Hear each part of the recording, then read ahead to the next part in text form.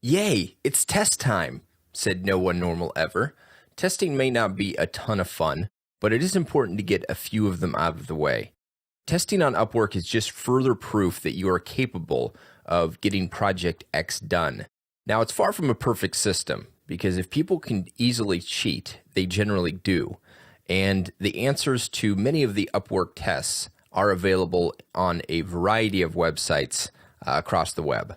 In fact, I once hired a programmer who got 100% on an English competency test, and turns out he could not communicate at all in English. So just because somebody has a perfect test score doesn't necessarily mean that they are qualified in that area. So it's not a perfect system. And whether you cheat or not is entirely up to you, but I do recommend that you do a few of these tests. So I've logged into my profile, and I'll click on Find Work, and that will bring up the Find Work bar underneath, and Profile is one of the options, so I'm going to select that. And then I'll scroll down past Portfolio, past Certifications to Tests. And I'll select the link Take More Tests. I would recommend at least doing the basic tests on Upwork. And you can see which ones are most common right over here. See, it says test taken. So right now, over 1 million people have taken the US English Basic Skills Test.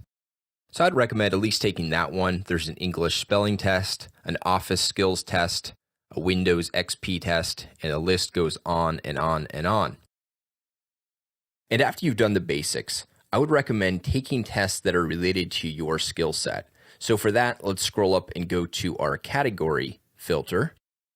And let's pretend for a moment that you are in web development. So we will select that. And sure enough, all of the relevant tests to web development come up and are listed right there.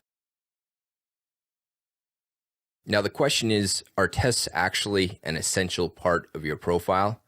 Well, that depends. Tests are on Upwork to answer questions that may be on potential clients' minds, like, can this guy or gal communicate in English effectively, or does he or she actually have the ability to build this app? Now, once you've established a great reputation, tests probably won't mean that much. But when you first start out, you don't have a reputation, good or bad. So you want to take as many relevant tests as possible, and at least take the basics at a minimum. Upwork has freelancers across the globe. And even if your profile says that you are located in North America, your potential clients will want to know that you can communicate in English most times effectively. Of course, your video and your overview are a big part of that, but this just helps bolster their confidence in you. Now, some people like to do everything right away and will spend a day or 2 or 3 taking every relevant test they can find. For the rest of us, I would recommend taking one every few days, even after your profile's been approved.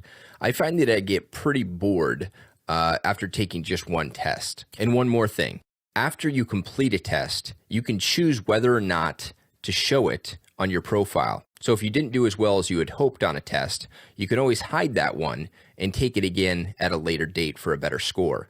Most tests will not allow you to retake them immediately, so you'll have to wait a few days to retake them. So that's it on testing. So now we are almost done with your profile, and there's just a few things that we need to clean up and finish before we can submit it for review. And that's the topic of the very next lesson.